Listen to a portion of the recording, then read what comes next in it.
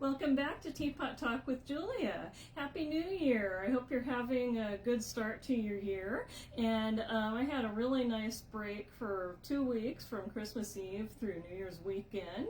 And I practiced a lot of hygge, which is of course Danish for cozy. So I thought I'd sort of relive a little bit of it here today.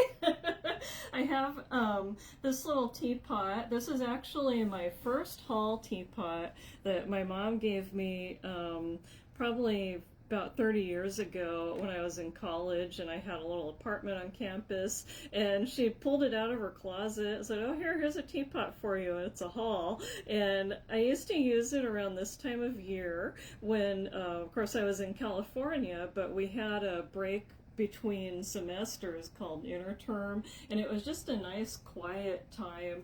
And I just remember reading Sarah Crew. It's the abridged version of Little Princess, and she has this, imagines this room with the tea set up, and then at some point she actually comes in and it's like that. And this teapot just reminds me of that when I was reading Sarah Crew, and then I made myself a pot of tea and just had my tea and read my books, and that's pretty much what I did during my break this year too.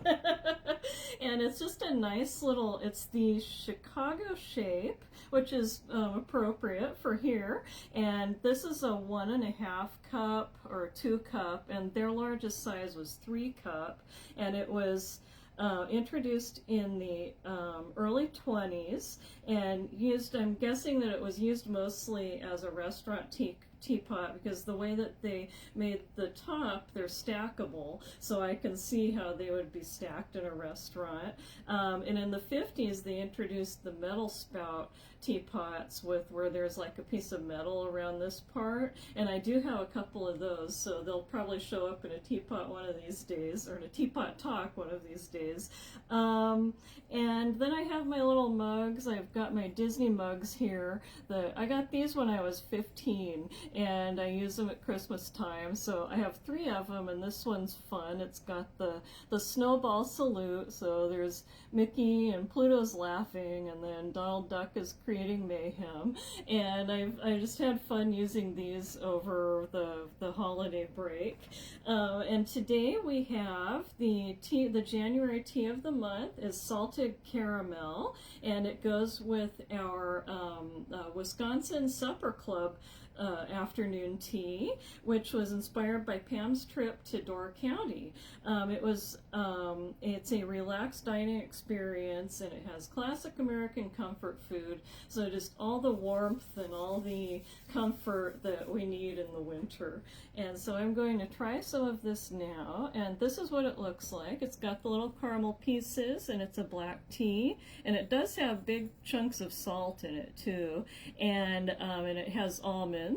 So it's so the caramel pieces contain some milk, and then the almonds, of course, like if you don't like nuts, or if you have a nut allergy, then you probably won't want this one. But I think this would be good with milk and sugar too. And it's just so warm and so cozy.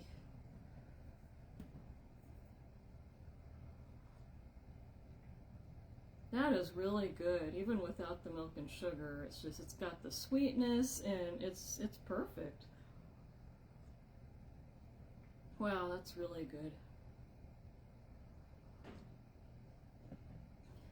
So I hope that you are having a good year so far. My word for the year is grace, because I'm just trying to give myself grace and take things slowly, but also kind of just move things along too that I need to do. So if you have a word for the year, then put it in the comments, and maybe we can get a discussion going about that. And we will see you at the tea house.